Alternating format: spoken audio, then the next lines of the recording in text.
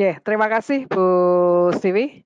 Ya, selamat sore Bapak Ibu semuanya. Assalamualaikum warahmatullahi wabarakatuh. Waalaikumsalam warahmatullahi Waalaikumsalam warahmat Ya, saya tidak menggunakan PPT karena judulnya pembahas. Tapi saya mencatat beberapa hal yang sudah dikemukakan baik oleh Dokter Denny, Dokter Teddy, Dokter Adi tadi, termasuk Bu Diana ya. Jadi memang, sepertinya universitas-universitas itu dalam pandemik ini memang perlu melakukan assessment begitu ya, dan memang saya setuju tidak hanya mahasiswanya sebetulnya, juga sivitas akademikanya. Dan juga termasuk tadi yang sudah diusulkan termasuk adalah tenaga kesehatannya, bagaimana itu nanti caranya gitu ya.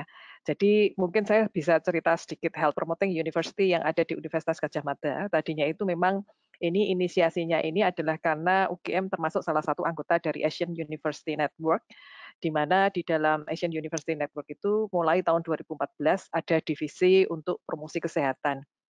Dan kita akhirnya bertemu dengan beberapa, universitas di Asia. Kalau di Indonesia waktu itu diwakili oleh UGM, UNER, kemudian UI, dan, ITB ada, ya, dan kemudian yang nyusul ini IPB gitu ya. Jadi, waktu itu kemudian kita membuat panduan, tetapi sebetulnya konsep utamanya tadinya adalah untuk penyakit tidak menular ya. Jadi bagaimana supaya konsep, universitas sehat dan sehatnya memang sehat WHO, jadi memang tidak hanya fisik, tetapi juga mental dan sosial, begitu.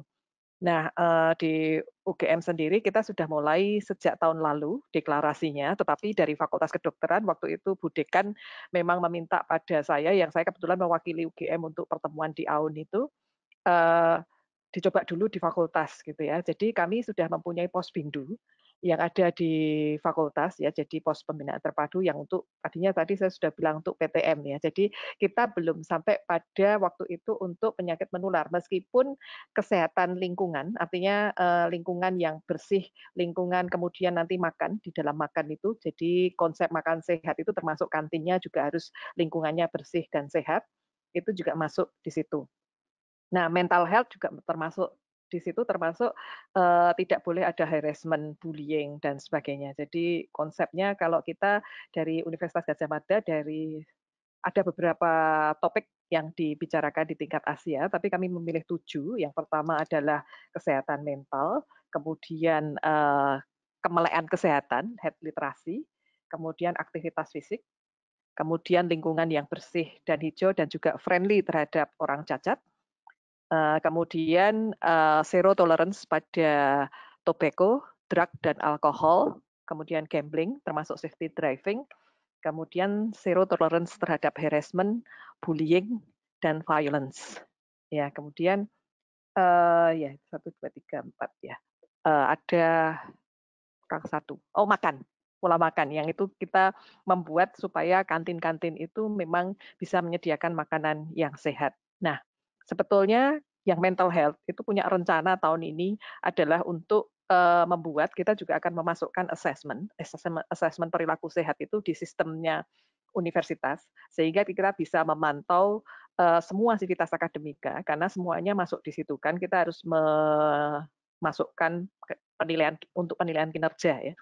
Tenaga pendidikan juga masuk di situ, sehingga kita sudah karena di bawah saya koordinator HPU, tetapi di atas saya adalah wakil rektor, bidang 2, Prof. Bambang, yang juga meminta bahwa ini harus masuk sistem gitu ya. Jadi, eee akan dimasukkan kita sudah membuat skalanya, termasuk sebetulnya yang untuk depresi ini, tetapi yang secara garis besar untuk mental dan nantinya Bu Diana itu sudah punya rencana memang tadi first responder yang tidak mungkin kalau, satu universitas itu dikelola oleh hanya psikolog ataupun psikiater. Di divisi mental health itu juga ada dokternya dari bagian jiwa di kami, Dokter Irwan itu, jadi bersama dengan Bu Diana ini sama-sama membuat satu sistem yang nantinya akan kita, implementasikan ke seluruh fakultas. Jadi ada beberapa level kayak BPJS itu ya.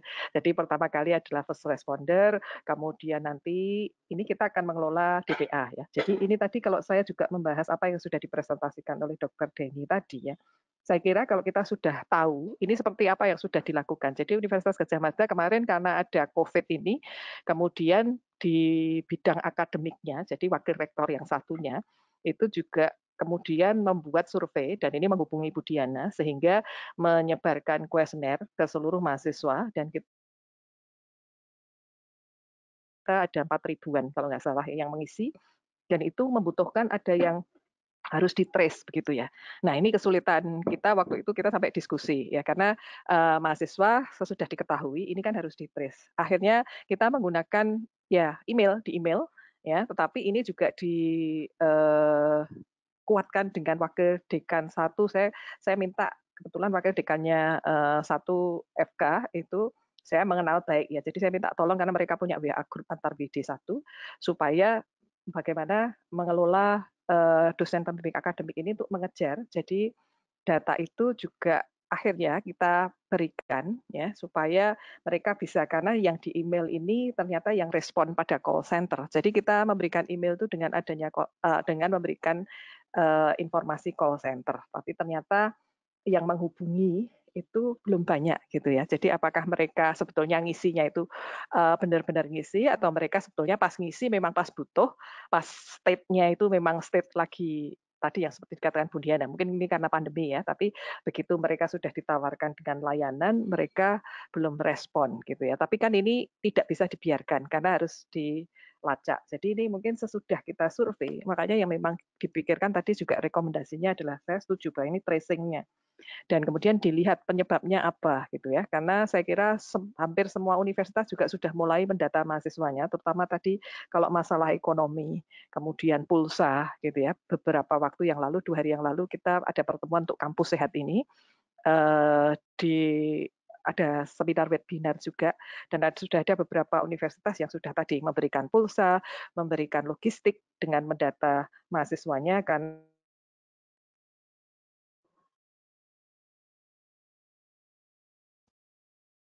Halo Bu Yayi, putus ya?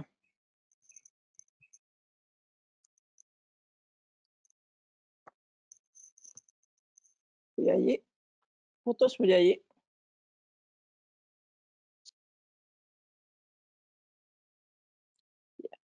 Tadi Bu Yayi menggunakan tethering dari handphone, mungkin ada masalah di internetnya. Jadi Bu Yayi, Nggak murah gitu ya. Sementara kalau warung biasa itu bisa rada lumayan, karena kalau saya lihat ada beberapa yang hanya jualan apa, tidak hanya nasi tapi lauk gitu ya. Jadi dan lauk itu mereka beli patungan gitu ya.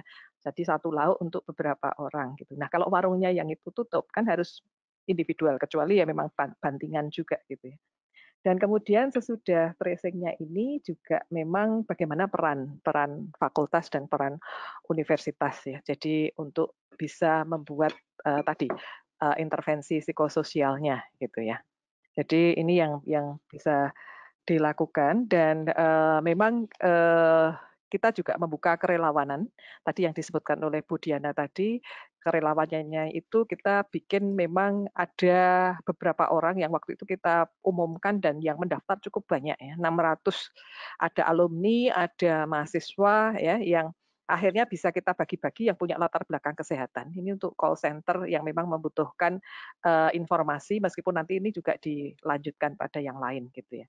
Jadi kalau tadi menghadapi apa yang sudah dibicarakan oleh para pembicara sebelumnya ya, jadi itu memang butuh penanganan, tapi juga butuh pengorganisasian gitu ya, supaya semuanya bisa ditangani dengan baik gitu ya. Jadi ini kita juga yang relawannya itu juga termasuk yang kita juga memindahkan mahasiswa KKN yang berlatar belakang dokter ini juga untuk membantu di rumah sakit gitu ya. Kemudian kan koas juga tidak boleh semuanya masuk rumah sakit, sehingga ini juga mereka dialihkan untuk edukasi. Jadi kemarin memang mereka juga dilatih juga untuk bagaimana memberikan edukasi, dan beberapa media ini adalah termasuk media yang untuk menangani kalau merasa stres, tertekan itu apa yang harus dilakukan.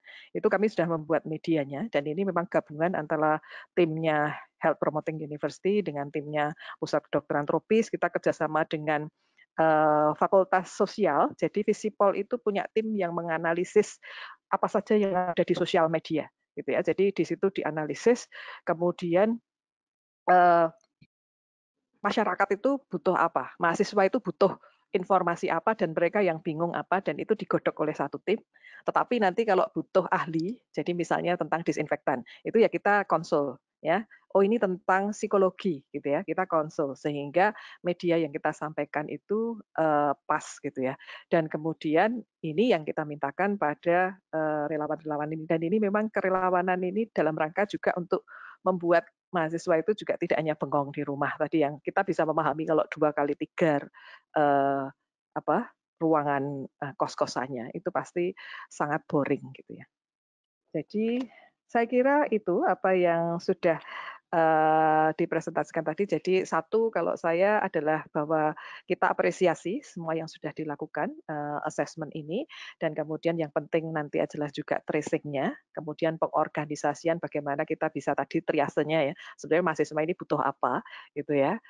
Butuh makanan, butuh uang atau memang butuh orang yang mendengarkan dan menyelesaikan masalahnya. Ya, dan ini kalau bisa memang tidak hanya pada saat krisis ya. Jadi tidak hanya pada saat bencana. Tetapi memang tadi saya setuju Dr. Teddy ya. Jadi bahwa ini memang harus kita lakukan meskipun tidak ada bencana karena depresi itu pasti ada. Kalau seingat saya di Fakultas Kedokteran tuh tiap tahun ada, tidak hanya depresi sampai schizofren gitu ya. Jadi itu harusnya memang kita mempunyai sistem yang bisa melacak dan kemudian termasuk dosen dan tekniknya. Saya kira itu Bu Siwi. Terima kasih. Saya juga masih punya hampir 4 menit ya, yang bisa Oh iya, kita untuk diskusi dan terima kasih. Wassalamualaikum warahmatullahi wabarakatuh.